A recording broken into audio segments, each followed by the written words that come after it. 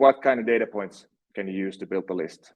Well, obviously, it's the same data points you use to build your database of named accounts, target accounts, and for sales. So, you know, you can use basic firmographics like location, industry, size. You can also add technologies to it, like, you know, is a company using a certain chat tool, for example, or they're using an applicant tracking system. You can also use, like, have they recently been recruiting a lot of people, or are they expanding to another country? So when you define your ICP with all these data points, and you're very sales and marketing are very much aligned to it, and everybody understands that these are the companies we're going after, you can build a very, very, very good list that ensures that you're going after like the right companies, and you get meetings, and you get deals closed. It will be easy just to talk about, hey, upload this list of LinkedIn, upload this list of companies to LinkedIn matched audiences, and everything works nicely. But actually, it starts way in the beginning of determining what your ICP is, and using like robust, rich company data to actually determine the exact audience. You don't want to like go after all the companies in the Nordics, for example, or like only the companies that have a certain like revenue range. The more specific you are, the more focus you get, and the easier it is to prioritize with your sales and your marketing efforts of like which companies to target. These days, prioritization is like a key to better sales results.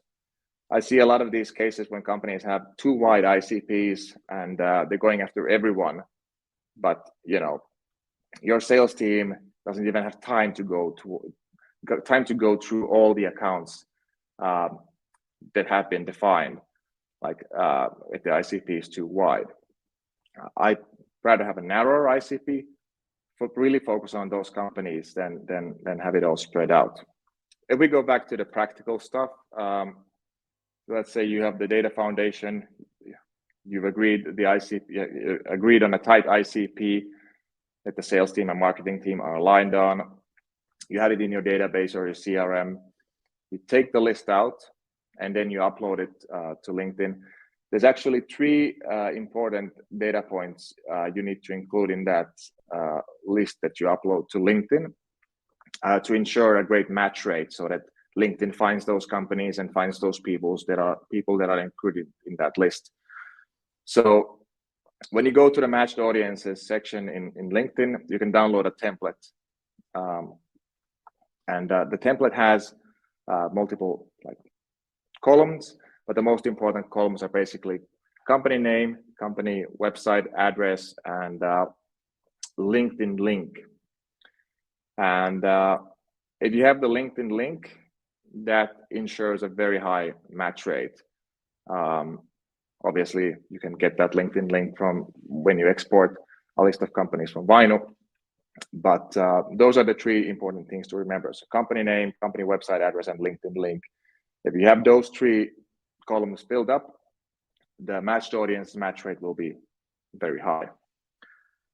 And then, of course, the final step is to actually upload the list to LinkedIn, and then it takes like 1 or 2 days, and then LinkedIn informs you that we've built an audience based on the list that you uploaded.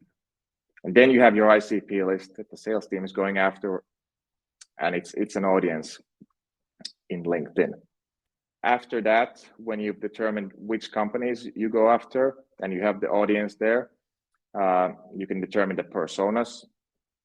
So, for example, we use when we have that company audience created in LinkedIn, we target that audience based on, we use the criteria of like job seniorities, let's say director level. Then we have member skills. For example, if they have skills in HubSpot or Salesforce. And then we add the job functions, and the job functions is actually a very good way of letting LinkedIn know that you're interested in those specific roles. So I'd say that a good company list to determine which target accounts you're going after, and then in LinkedIn, use the job functions to actually target personas that you're going after. I can also just briefly discuss about like what kind of other target groups you can use in matched audiences. So, you know, you have the ICP companies or the companies that are in the pipeline, but you can obviously build a list easily of companies that have visited your G2 page or your competitor's G2 page or your category G2 page or any page. It's pretty easy these days to find out which companies are visiting your website, for example, or certain pages. So you can obviously build audiences out of those companies as well. You can also use contacts in matched audiences that have, for example, requested a demo, but they've never been, no one has ever been able to reach them. So yeah, you can use like retargeting audiences as well. So I would actually suggest that you have multiple audiences there set up, but obviously the ICP audience is the most important one.